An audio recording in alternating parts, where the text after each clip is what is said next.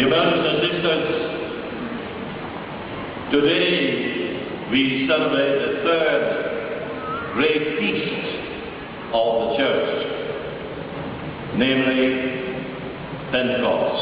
First we had Christmas, then we had Easter, and now we have Pentecost, the descent of the Holy Spirit on the apostles.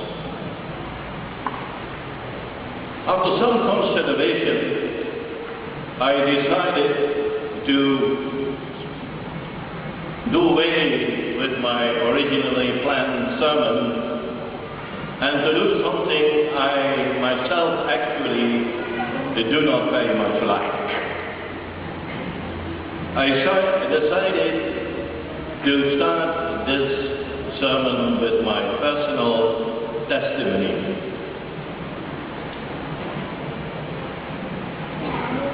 When I was a young man of 18, I studied on a university in Dutch linguistics and literature. In all likelihood, I didn't look very much different from other young people. I had the same shortcomings and the same wishes.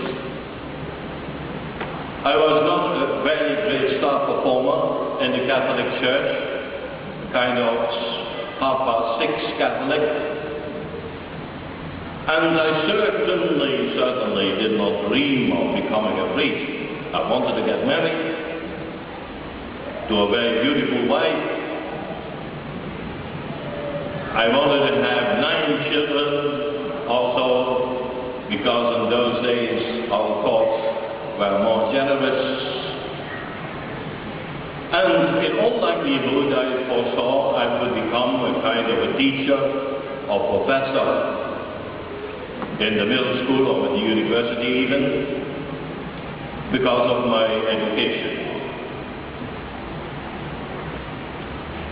However, in the second year, I began to feel a tremendous sense of emptiness, of dissatisfaction. I began to think, looking at my job and my study, is this now it? Is this what is going to make out my life? Teaching poetry to students. I was also thinking of the problem of death, not maybe the usual thing for a boy of that age to do, but I had met death in a personal way a few times, and so I began to see already in a very early stage that death belongs to life for everybody. And I also could not find the woman I was looking for. So I felt trapped. I felt trapped. Now my parents were not very rich and I studied in a cellar. And one evening, when I was in that cellar, I felt so distressed that I did something what I had not done for many, many years. I began to pray. And I used just any prayer that came to my mind, and it happened to be, "Come, Holy Spirit, fill the hearts of your faithful." You will renew something like that. In Dutch, I'm not very confident to pray it in English, actually. Now, I have prayed this prayer many times, hundreds of times, without noticing anything. And honestly speaking, when I began to pray, I didn't expect really any answer. But this time, the Holy Spirit came. I was totally flabbergasted. It was a power, I can't describe it in any other way, that came up at me as though somebody had been waiting there all the time to be wakened up as though something had been unlocked by my prayer that had been there all the time. And in one moment, I saw the beauty of our religion, the beauty of Christ. And I understood, this is meaningful. If I follow that line, I will have a meaningful life. I saw it. And I also understood immediately, and now I must commit myself. I didn't let this go. I was grasped. I was sure that I am also serious on my part. And so, looking around, I saw a bill of white chalk, because they were chalking the cellar walls, and I dipped the brush into it, and I signed a big sign of the cross on the wall. And I felt immediately deeply embarrassed. I thought, oh my God, how do I explain that? But my mother comes down with a cup of tea, and she sees that, and cross on the wall. And how do I say that to her? Yes, I have become a Christian. Yes, I'm pious now. I felt terribly embarrassed.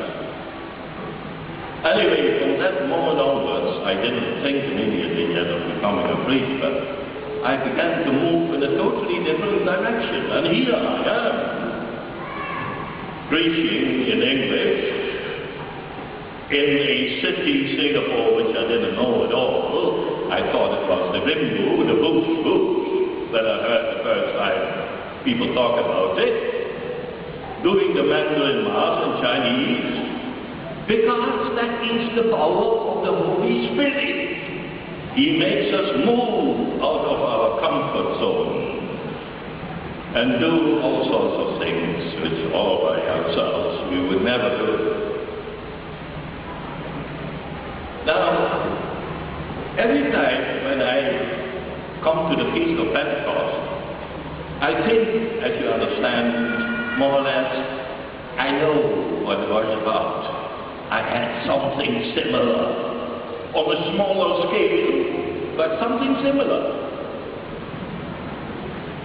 Of course, what the apostles experienced was extremely much more spectacular.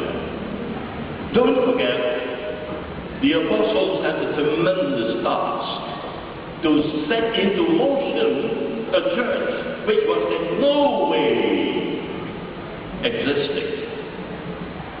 And the apostles were totally, how shall I say it, inadequate by nature to their task.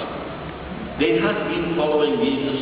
You can read it yourself in the Gospel, very often without much understanding, wavering, asking questions over and over again, leaving Jesus alone, being so scared that they are sitting in a room with locked doors and windows for fear of the Jews. But when the Holy Spirit came, as an earthquake, as a storm wind, as fire, these apostles changed. Look at Peter. Well, it's not stated in this Bible reading, but how he comes out is a illiterate fisherman. He speaks with the self-confidence of a world-famous orator. He speaks with an authority which makes people think he knows it. And they say to him, "Men, what must we do?" Because he had said to him, "Gentlemen, save yourself from this wicked generation." And they say, "What must we do, sir?" "Get yourself baptized." And that very day, 3,000 people were baptized. Imagine. Added to the church.